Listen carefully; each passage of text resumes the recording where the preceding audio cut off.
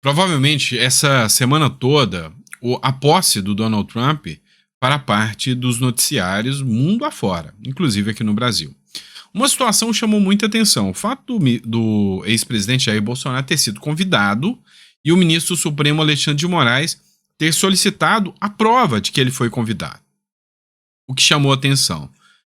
Essa prova, né, essa publicação do ministro Alexandre de Moraes foi publicada e 127 segundos depois, segundo uma parlamentar do Rio Grande do Sul, a Globo já tinha feito a publicação. Ou seja, será que a Globo tem uma bola de cristal? Pois é, teve uma nota do Supremo Tribunal Federal que a gente precisa analisar. Outro ponto que a gente vai falar é a polêmica do Pix. Tá todo mundo falando. E aí, vai taxar o Pix ou não vai taxar o Pix? Eu já expliquei umas 3 ou 4 vezes para vocês que não tem nada de taxar Pix. Mas isso não quer dizer que é uma boa notícia. Não vou dar uma admira de leitão aqui e falar que é ruim, mas tá bom, tá? O negócio não é assim não. Eu vou explicar para vocês que é grave, é preocupante, só não é taxar Pix. E o PT tá tentando mudar o foco aqui em relação a isso. Eu vou mostrar para vocês. E por fim, um fato está ganhando repercussão aí mundial sobre o Brasil. Uma jornalista alemã afirma que ela foi detida aqui no Brasil pela Polícia Federal por fazer um documentário sobre o ministro do Supremo Tribunal Federal, Alexandre de Moraes. Nós vamos falar sobre tudo isso aqui nesse editorial. Então não esqueça de se inscrever, curtir, compartilhar. Isso ajuda bastante o nosso canal aqui, tá bom? E para quem não fez o download dos livros aí que estão disponíveis, inclusive Segredos Milionários dos Leilões, recomendo, vale muito a pena, tá bom? Vamos lá, vamos começar falando da treta do Pix, né? O Partido Novo e o Eduardo Ribeiro, que é o líder do Partido Novo, ele fez uma publicação para explicar um pouco mais, não é? Não é que o governo queira taxar o Pix. Isso aí a gente explicou. O Pix não vai ser taxado ainda, tá? Não é a transferência de transação. Eu tinha R$50 no meu Pix, mandei R$50 para você e aí desses 50 taxou um pouquinho. Não, isso não é verdade. Não é assim que funciona. Mas esses 50 que eu mandei para você, o dinheiro será taxado se você passar ali um limite, e o monitoramento ficou mais acirrado e dificultou a vida das pessoas agora acerca de demonstrar o que é custo, o que é gasto, o que é lucro, né? O governo quer taxar os 40 milhões de ambulantes, diaristas, motoboys e toda a sorte de trabalhadores informais que movimentam fortunas de 5 mil por mês pelo Pix. Tudo que o PT faz é tirar dinheiro do povo. Você está diante de um partido, né, o Partido Novo, fazendo aí críticas sobre esse caso do Pix. E aí, uma matéria da Veja também chamou atenção.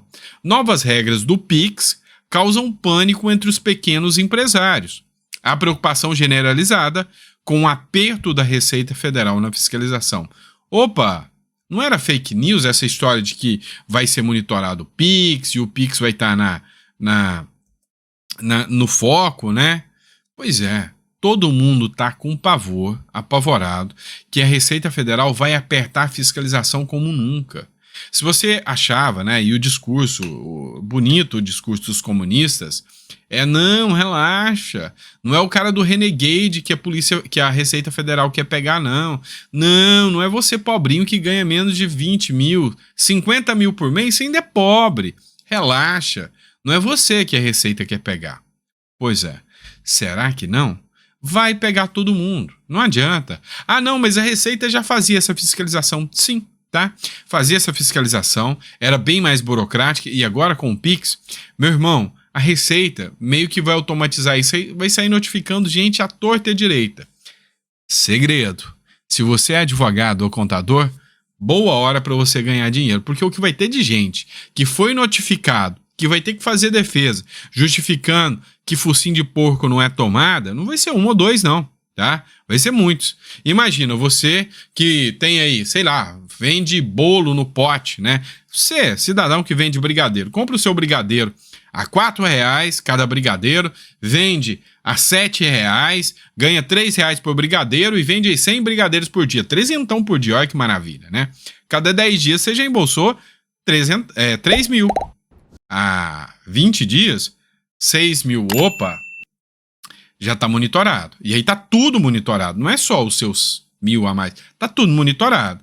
E aí ganhou mais 3 na outra semana, né? Ou seja, 3, 6, 9, 12 pila que você movimentou. Esse é seu lucro? Não, não é seu lucro. É o que você movimentou, né? Tá, mas beleza. E aí o que vai rolar? Você vai ter que ser taxado, cara. A Receita tá te monitorando. Você vai ser multado, vão pedir os últimos 5 anos, você vai ter que contratar um advogado para te defender. É isso aí que tá acontecendo, tá? É isso. E aí o senador Magno Malta propõe interromper a nova regra do PIX. O senador Magno Malta protocolou um projeto de decreto legislativo com o objetivo de anular a instrução normativa datada 17 de setembro de 2024. De acordo com o parlamentar, a iniciativa tem como objetivo proteger os direitos essenciais dos cidadãos brasileiros, assegurando a preservação da privacidade financeira e da liberdade econômica. Esse decreto fere a Constituição? Sim, com certeza. O direito ao sigilo bancário, tá, é uma previsão prevista constitucionalmente. Tá? Ah, não, mas o STF já entendeu que no caso da Receita Federal pode se quebrar essa fiscalização. Pois é, até onde eu tenho entendimento, o que acontecer é o seguinte: havendo suspeitas, né, de uma fraude fiscal, de uma evasão fiscal, de uma sonegação, a Receita Federal poderia solicitar, né, a quebra desse sigilo. Primeiramente para o juiz, depois essa regra foi mudada, poderia solicitar direto ao banco, sem precisar de um juiz, agora não. Agora é o banco que vai ter que falar: ô, Receita, aqui ó, tem din-din, ó, sonegou, pega aqui. Tá. Quem que vai pagar o pato disso? O mais pobre, tá? O mais pobre, né? E aí o tal do sigilo bancário já é Elvis, né? Vamos lá, pessoal. Matéria da Gazeta Brasil, sempre citando a fonte para vocês. Bolsonaro supera Lula em intenções de voto para 2026. Aponta o Paraná Pesquisas. Não brinca, né? Pegou todo mundo de surpresa que o Lula pede para o Bolsonaro. Tá de brincadeira, né? Todo mundo sabe. Que isso? Uma pesquisa divulgada pelo Instituto Paraná Pesquisas nesta segunda-feira revela que um cenário sem o Pablo Marçal, tá? Sem o Pablo Marçal. Na disputa pela presidência em 2026, o ex-presidente Jair Bolsonaro superaria o presidente Luiz Inácio Lula da Silva. No cenário estimulado, Lula tem 34,4% das intenções de voto, enquanto Bolsonaro aparece com 37%. Apesar da vantagem de Bolsonaro, a margem de erro de 2,2 pontos percentuais indica um empate técnico, né? Pois é, meu irmão, eu vou te falar, eu tenho aquela hipótese, né? Para mim é só uma teoria. Se vocês lançarem o cachorro caramelo ganha, tá? Deixa eu contar para vocês. Eu posso estar meio perdido aqui, fora do contexto histórico, mas geográfico, mas até onde eu sei, foi em meados ali de 70, 80, o Rio de Janeiro resolveu fazer um protesto. E uma pessoa resolveu lançar um hipopótamo de um zoológico. Se eu estiver errando o animal também, vocês me corrijam, porque eu vi esse conteúdo tem muito tempo. Resolveram lançar em forma de protesto. E não é que o bicho ganhou a eleição? Pois é. Eu garanto uma coisa para vocês. Se soltar um cachorro caramelo, pois é, não vai faltar, o nome até já rima, né? Brasil com canil. Não vai faltar gente para votar no cachorro caramelo para não votar no Lula. Eu sou um desses, tá? Eu prefiro votar no cachorro caramelo. Mas vamos lá, pessoal. STF explica rapidez de informação sobre passaporte de Bolsonaro. Olha só. A situação é um tanto quanto esdrúxula, né? A velocidade no noticiário sobre os questionamentos de Moraes para a liberação do documento do ex-presidente levantou suspeita nas redes sociais acerca da sua velocidade. O que aconteceu? O Bolsonaro foi convidado pelo Donald Trump, né, a participar da sua posse. Foi convidado mediante um e-mail, né, que veio para o e-mail do Bolsonaro, convidando o Bolsonaro e um representante. E o Eduardo Bolsonaro também foi convidado. Tá? Então, as informações que se tem até agora é que tanto o Eduardo Bolsonaro foi convidado e também o Bolsonaro, com um acompanhante, a Michelle Bolsonaro, também foi convidado, tá? O que acontece? O Alexandre de Moraes falou, olha, justifica aí que você foi convidado mesmo. Então ele não quis dizer nem que sim e nem que não, tá? Nem que sim nem que não. Porque se ele diz que sim, Ele mostra que até agora, né, as decisões que estão mantendo o Bolsonaro sem o passaporte são decisões políticas, né, não tem nada a ver com decisões jurídicas. Se ele diz que não, levanta a suspeita, mas por que o Bolsonaro não pode ir? Estaria uma perseguição em curso? Né? Então, uma situação esdrúxula. O que o Alexandre de Moraes falou? Não. Eu quero que você justifica para mim, tá? Mas o que aconteceu? O Moraes publicou. Segundos depois já tinha uma matéria da Globo disparando essa situação contra o Bolsonaro.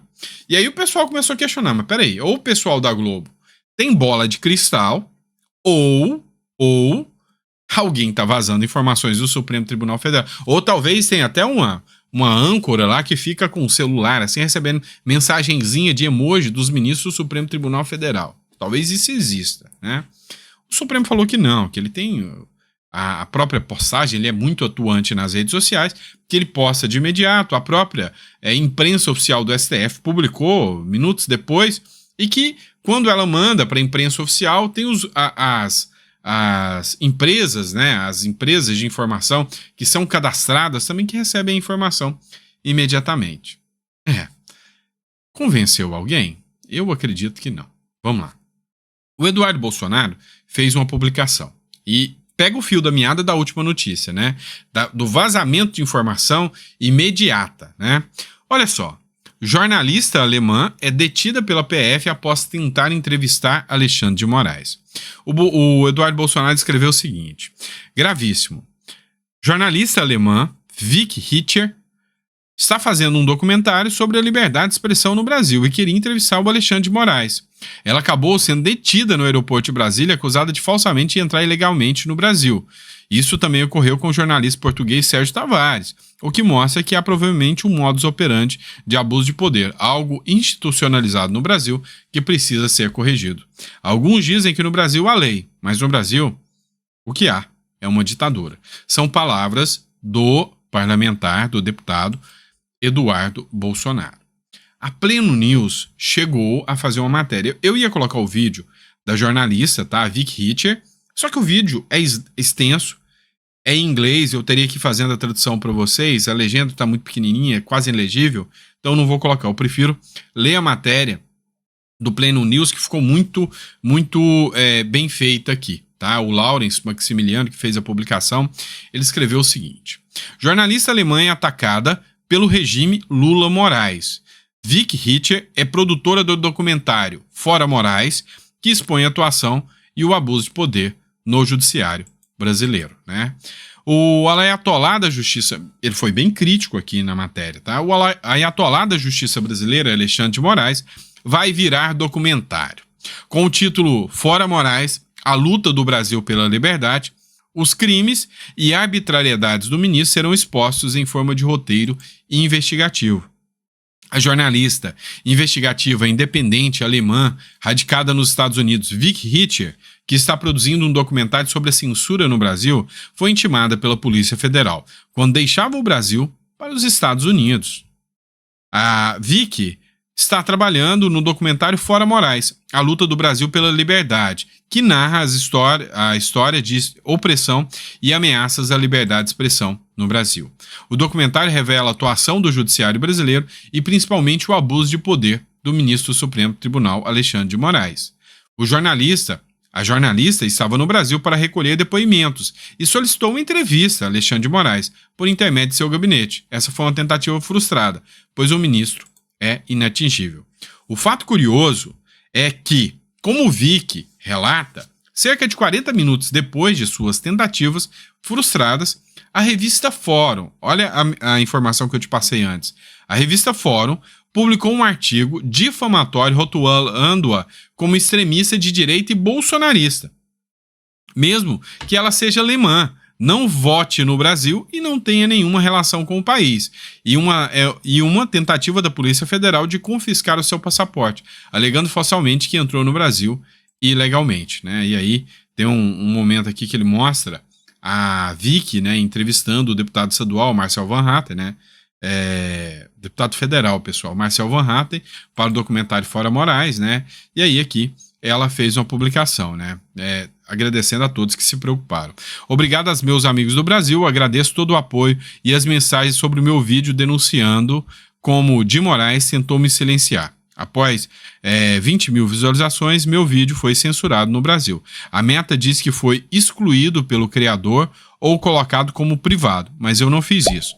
A censura é real e global. Mark Zuckerberg, pare de fingir que mudou, enquanto a censura claramente continua, especialmente no Brasil. Aos meus amigos brasileiros, continuem firmes lutando pelas suas liberdades. E aí ela fez críticas aqui ao Mark Zuckerberg, dizendo, né, que o Mark Zuckerberg censurou aí. E aí o jornalista, o Lawrence Máximo, ele ainda lança uma pergunta, né, e você responde aí.